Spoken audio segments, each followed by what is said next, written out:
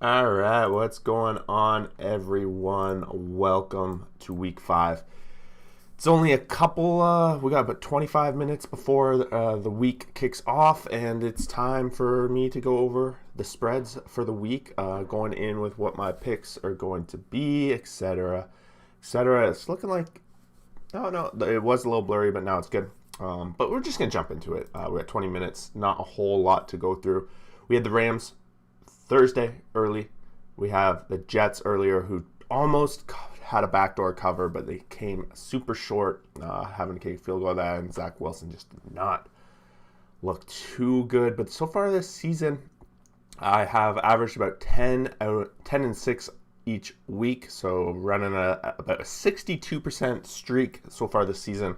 It's definitely going well. We're tops in the pool, 1 point out of first out of a 67. So it's fun. We're going to see how it goes from here. We got Carolina 4.5 favorites over Philadelphia.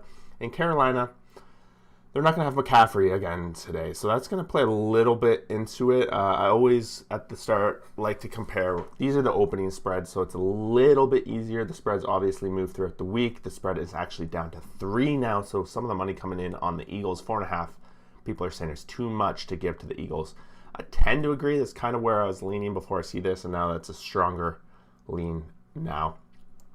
Definitely with McCaffrey out, I think it's definitely safe to say that Eagles have a chance to win this, and it's almost a do-or-die situation for the Eagles. Should they go 1-4, their season's as good as over. But 2-3, it's something they can recover from. Dallas is leading the way, of course, 3-1 right now, but they could lose today, and then they'd only be 1 game back. So it's a huge game for Philadelphia. Not saying that it's not for Carolina, but yeah, 3.5 point favorite for Cincinnati over Green Bay. Seems like a lot of points to give a home team against a team like Green Bay on the road. Of course, if Green Bay could win by a touchdown, but the defense on Cincinnati's side is good. Mixon looks like he's going to start for Cincinnati. I'm probably just going to take the Bengals at home here. Seems a little atrocious. Houston at home, 7.5. Just without even looking, that seems like too much. A lot of people, New England bandwagon, jumping on board. I know Houston has not been good, but their defense, if they can keep it close, and most of these New England games have been very low scoring, very close, so 7.5 seems like a lot. We do have 2 rookie quarterbacks basically going, so I'm going to slam Houston, 7.5 favorites here. We got 7.5 Jacksonville versus Tennessee. Same kind of situation. It is a home game for a division rival, and I'm going to go with the 0-4 Jacksonville Jaguars at 7.5 points. I'm going to take the points. The spread is actually down. I'd probably fade this game if I was playing real money now. It's down to 4.5. Tennessee getting 4.5. Probably think about going on the other side if that was the spread. But in this pool, it's 7.5, so I'm going to stick with that. Minnesota 8.5 over Detroit. It's a big spread. It's a big steep ask. The spread has changed to 10.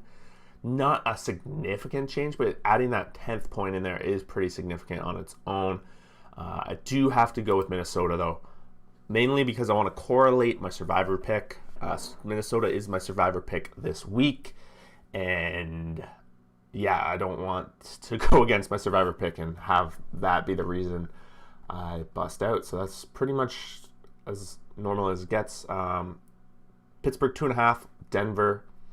Pittsburgh at home. A lot of people are going to be starting to jump off the Pittsburgh bandwagon right now. And believe it or not, Pittsburgh is now underdogs in this game, which honestly is a little surprising. Denver hasn't really given us a reason to get behind them yet. They lost last week when they finally had a real test. I gotta check, is Bridgewater back? I assume he's going to be playing.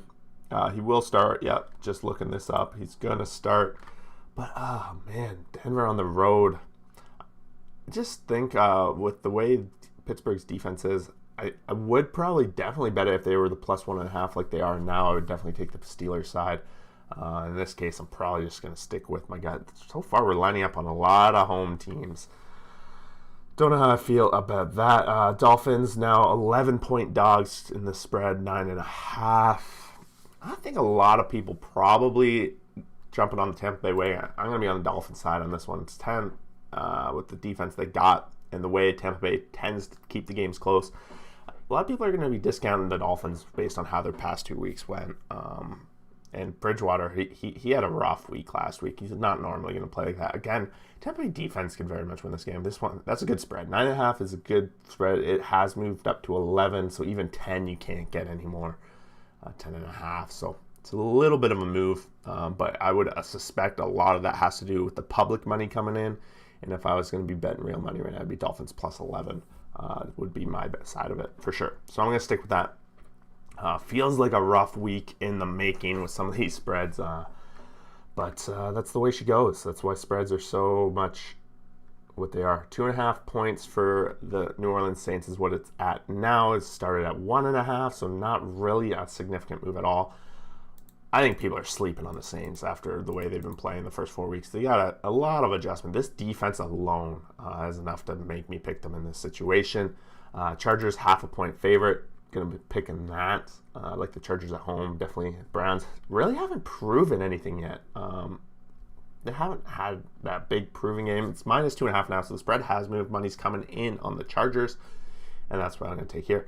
Vegas 6.5 over Chicago.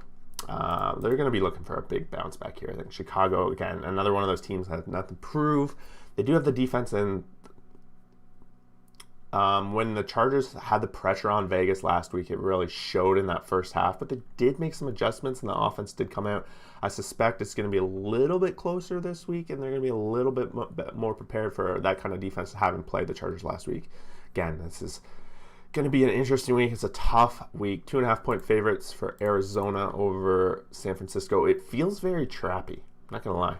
The spread is now down to 5 though, so pretty much have to take that. I would think even just in a pool scenario, I would expect 85% of the people pick Arizona. So if and to be in the 15 on San Fran in this spot does not feel good. So it's pretty much a safe play when you're in a spread pool like this, just taking that spot. 8.5 point favorites for the Dallas over the Giants. I like the Giants. Let's see what the spread's down to 7, so that makes a lot of sense. Giants always play Dallas tough. Every year, these two guys keep the games pretty close amongst each other, it feels like. But almost every year, I feel like I'm picking the Giants in this matchup because they're the dogs. Usually works out for me, maybe. We'll see. Kansas City 3.5 over Buffalo.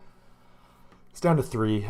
Buffalo very much in a good position with their defense, how they've been playing to even win this game. I would say at least 50% of the time they're going to win this game. So taking the points on the road, it's easy to say because Buffalo very much is that team that hasn't won an Arrowhead, has a lot of trouble in the Arrowhead over the years. So this could potentially be their breakout. They've really rolled their past 3 weeks, and this is probably their first real opponent.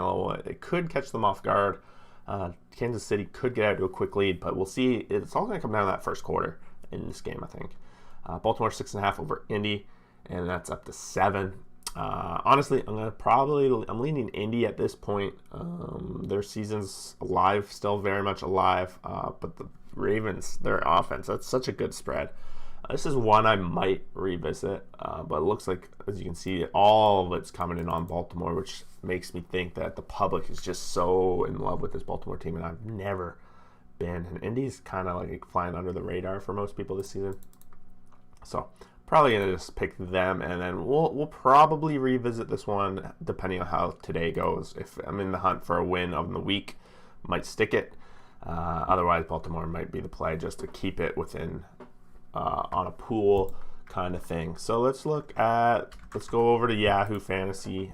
Just quickly make sure our lineups are good to go. We're playing up against Jack this week. Friend of the channel, we had Corey Davis start this morning. He got 7 targets. He had an okay outing. He had a couple drop balls in there, Corey Davis. But we're pretty much set in this lineup. But just to show you guys, I talked about already my Survivor pick of the week. I'm still alive in the Survivor contest. I'm going with the Vikings.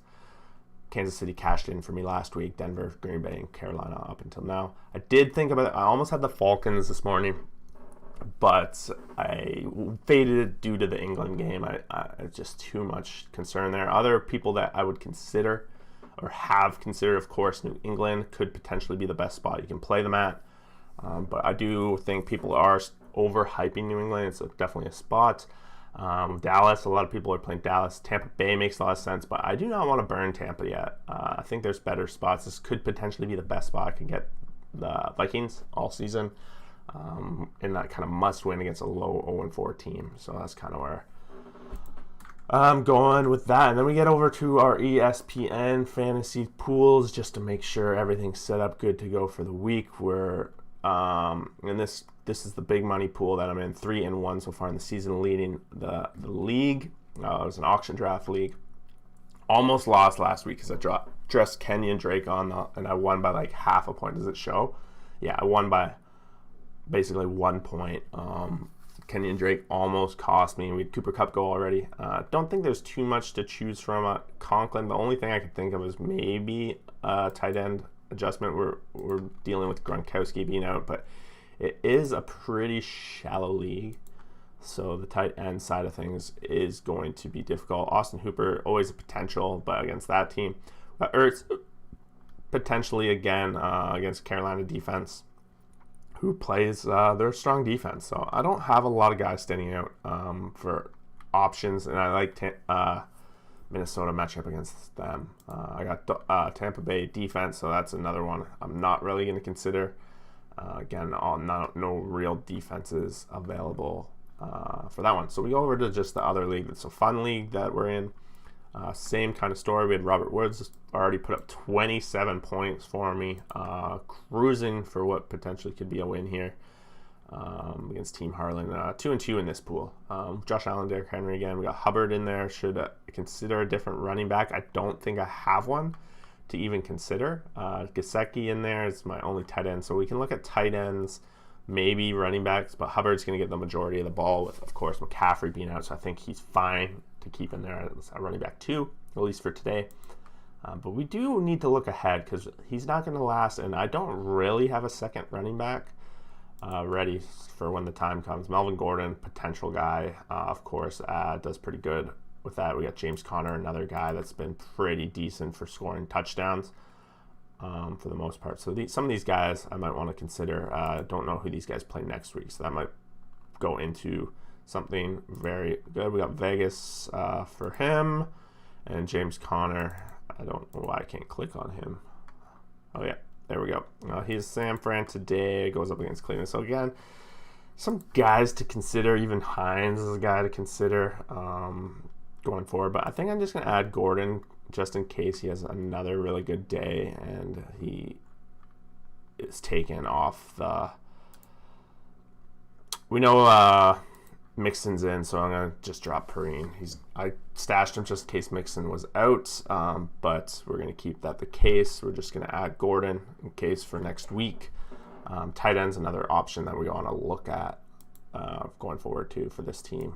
Looking forward ahead of weeks. We got Goddard, possible. Jared Cook, probably a good guy to have going forward as a backup. Maybe not this week specifically because I expect Dolphins to really pass on this Tampa defense. The tight end is a big position, but against Cleveland defense, Jared Cook probably has a lot of potential going forward.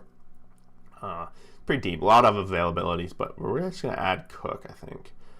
Who they got next week? Yeah, Cleveland this week, Baltimore, and then they have a bye. So I don't know. Like, there's a lot of. I wouldn't mind getting a piece. I do actually. Now that I think about it, I do have a piece of that offense already. Keenan Allen. Sorry, and I don't typically want two guys that are gonna take from each other in that situation. Goddard's possibly guy. I dropped him. He was on my team and I dropped him. But he could be a good backup to have going forward. Who do we got? Who can we ditch here? Probably just ditch Kenyon Drake at this point. Because this is, as you can see, we got pretty shallow league, a lot of available guys, and Kenyon Drake's just not making the cut at this point. So I'm going to add him in. Just for future, just to add some depth to this team. Let's take one last look at maybe some people are just sleeping in this league because this league's sleep. We've got Brown, of course, Golladay, all these guys, Ruggs in there. Like, as you can see, lots of players, but with our team, we have so much depth on wide receiver, and there's only 2 wide receiver spots. I have 3 with Woods, so Tyreek Hill and Keenan Allen, I can't really top that in the wide receiver department. I got Godwin as a backup, so that's kind of why I don't have Brown. I have Devontae Parker could probably get an upgrade from him on the wide receiver. Parker's just not been healthy this season. Henry Ruggs potential guy is a beast. In a pass-friendly league, Cole Beasley, again, possible beast here. Hunter Renfrow is a beast. Some possible guys to take in there. And I have Josh Allen, so I don't necessarily want to add Cole Beasley just in case they both have a rough day. Probably just going to add Henry Ruggs in there, or Renfrow. I'm just going to add Henry Ruggs just to address my depth, because no one's really adjusting their depth here. And should the time come with playoffs, some of these things might matter. Down the stretch, what up, Tommy Man? Football Sunday, baby. Yep. And your Brewers are in action, aren't they? Oh, no. It's just the AL today. Never mind. Forget that. I didn't say that. But yeah, so what else do we have? We have both our fantasy teams here. I just got to check CBS. I do have a team here. I'm pretty sure I got all my picks. And this is just a pick-em pool. It's a fun pool, but just to make sure. I, for some reason, had the Jets this morning. I don't know what that was about. All right, the rest is in for me.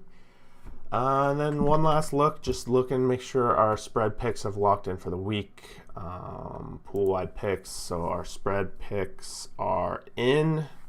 If we just take a quick look at how we're doing on the season so far. So standings, now I am tied for second at 41.